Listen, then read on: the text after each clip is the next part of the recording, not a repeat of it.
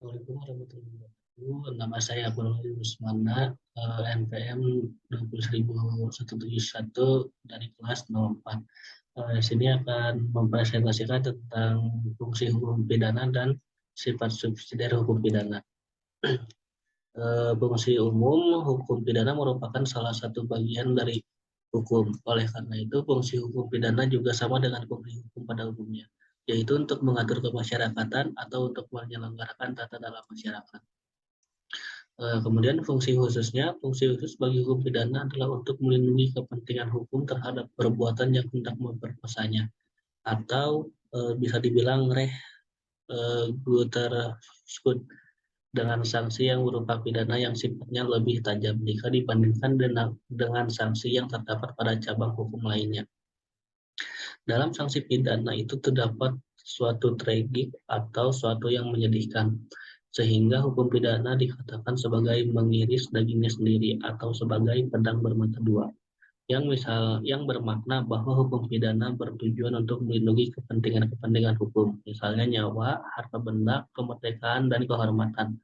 Namun jika terjadi pelanggaran terhadap larangan dan perintahnya, justru mengenakan perlukaan atau menyakiti kepentingan atau benda hukum si pelanggar. Dapat dikatakan bahwa hukum pidana itu memberi aturan-aturan untuk menanggulangi perbuatan jahat. Dalam hal ini, perlu diingat pula bahwa sebagai alat sosial kontrol fungsi hukum pidana adalah subsidiar. Artinya hukum pidana hendaknya baru diadakan atau dipergunakan apabila usaha-usaha lain kurang memadai.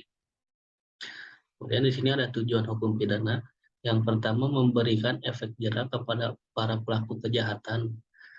Tujuan diberlakukannya hukum pidana yang pertama adalah memberikan efek jera kepada orang-orang yang pernah melakukan tindak kejahatan. Bukan hanya itu saja, hukum pidana juga bisa membatasi gerak seseorang dalam melakukan beragam aktivitas, sehingga hukum memiliki peran cukup vital dalam mencegah terjadinya perilaku menyimpang. Bisa dipastikan ketertiban dan keteraturan masyarakat bisa tercipta jika hukum dipatuhi dan ditegakkan dengan baik. Yang kedua, mencegah terjadinya konflik. Tujuan hukum pidana selanjutnya adalah mencegah terjadinya gejolak sosial yang kurang sehat.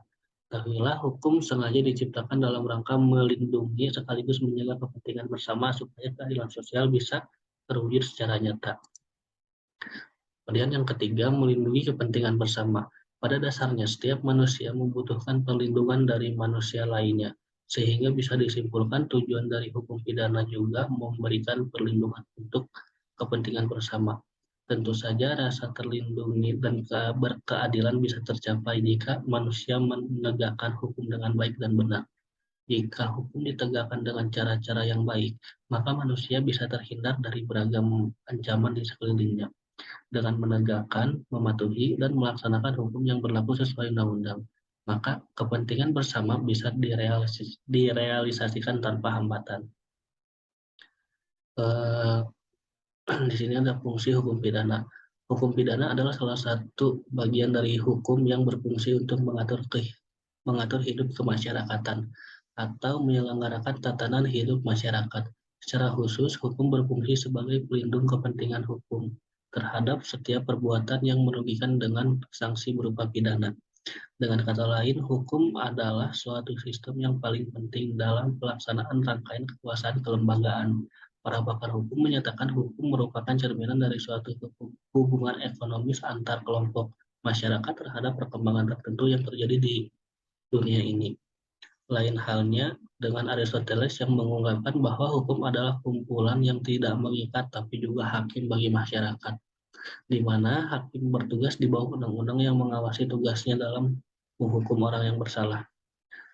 Sifat hukum pidana, kebanyakan sarjana berpandangan bahwa hukum pidana adalah hukum publik. Di antaranya adalah Simons, Pompe, Van Hemel, Van Scrivendick, Tresna, Van Hatum, dan Hambingsiong. Hukum pidana merupakan bagian dari hukum yang bersifat publik karena mengatur hubungan antara warga masyarakat dengan negara.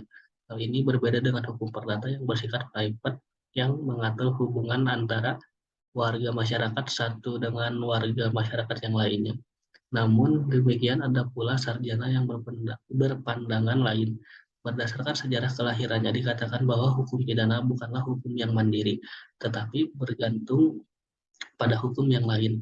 Hukum pidana tidak memiliki kaidah-kaidahnya sendiri, melainkan mengambil kaidah-kaidah dalam hukum lain, seperti hukum perdata, hukum tata negara, dan sebagainya. Meaning mengatakan norma tidak terdapat dalam peraturan pidana, melainkan dalam aturan-aturan di luar hukum pidana, baik hukum tertulis, yaitu hukum perdata, hukum dagang, dan lainnya, maupun hukum yang tidak tertulis.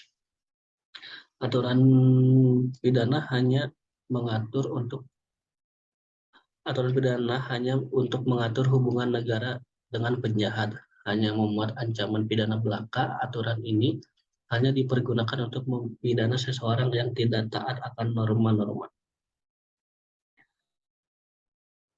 Menurut Sudarto, bila mana pendapat Binding ini diterima, maka orang yang melakukan pencurian tidak boleh dikatakan melanggar pasal 36 KUHP. Demikian pula orang yang melakukan pembunuhan tidak dapat dikatakan melanggar pasal 338 KUHP.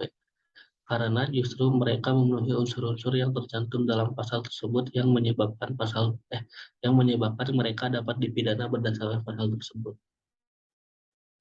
Sifat hukum pidana sebagai hukum publik antara lain dapat diketahui berdasarkan yang pertama, suatu tindak pidana itu tetap ada walaupun tindakannya itu telah mendapat persetujuan terlebih dahulu dari korbannya. Yang kedua, penuntutan menurut hukum pidana itu tidak digantungkan kepada keinginan dari orang yang telah dirugikan oleh suatu tindak pidana yang telah dilakukan oleh orang lain. Kemudian yang terakhir, biaya penjatuhan pidana dipikul oleh negara, sedangkan pidana denda dan perampasan barang menjadi penghasilan negara. Yang dari presentasi saya, maaf apabila ada kekurangan. Wassalamualaikum warahmatullahi wabarakatuh.